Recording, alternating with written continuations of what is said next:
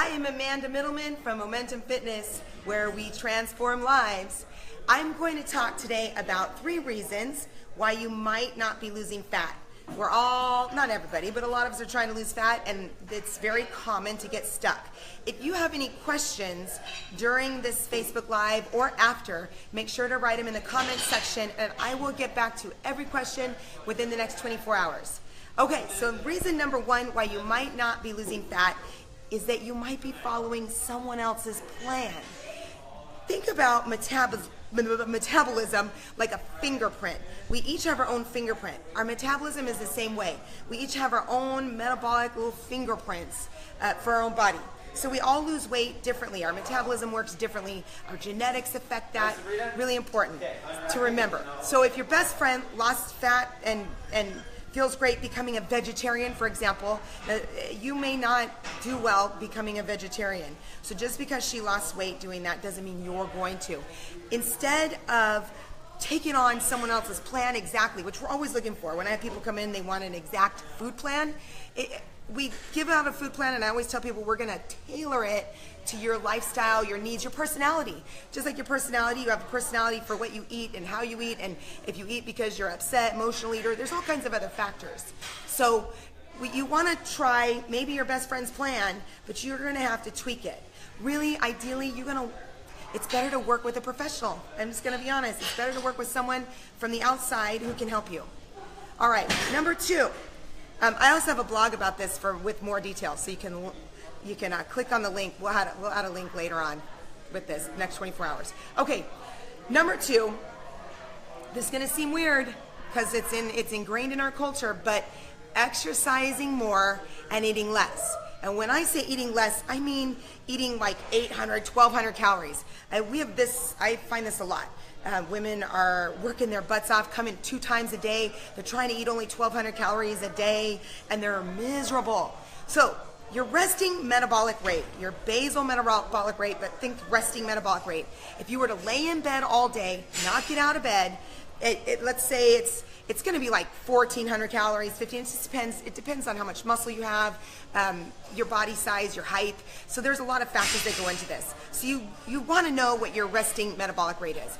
But if you're eating 1,200 calories and your resting metabolic rate is 1,400, did I already say this? That means if you didn't get out of bed all day, what it takes to grow hair, to grow your fingernails, just to survive, if your resting metabolic rate is 1,400, and then you're exercising twice, or you're doing these high intensity workouts every day, not recovering, you're actually going to gain weight in a sense. You will burn more muscle than fat, really, is what's going to happen. You're going to get soft instead of getting all cut up. Now, exercise is really important, but if you're going to do more exercise, like an athlete, you've got to eat a little bit more. So you need to work with someone, know what your body fat is, and know where you want to go. But just by cutting everything out, you're telling your body that you're starving, and you don't want to do that. Your body thinks you're starving, then it's not going to burn calories. Think like this. Our bodies are so 10,000 years ago. So your brain, we have a little part in our brain where, well, it's the limbic part of our brain, the primal part of our brain is where our hunger center is. So if you don't eat, our brains still think that we're starving. Like 10,000 years ago, it just is really slow at changing.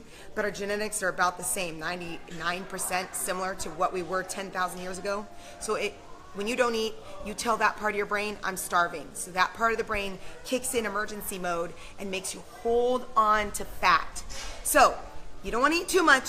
You don't want to eat too little. This is why working with someone really helps.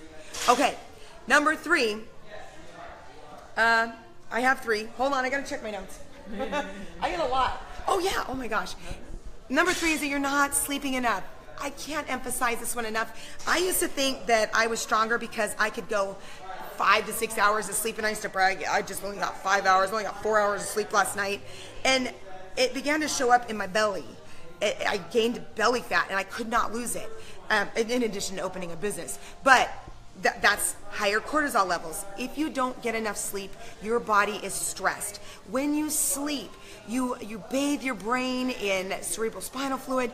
You clear, it's like turning your computer off. You clear everything out.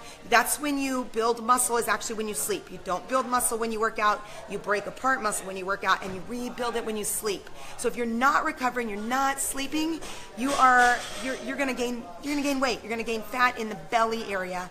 When you are overstressed, we gain fat from cortisol, higher cortisol, and other hormones too. You're going to gain it in the center.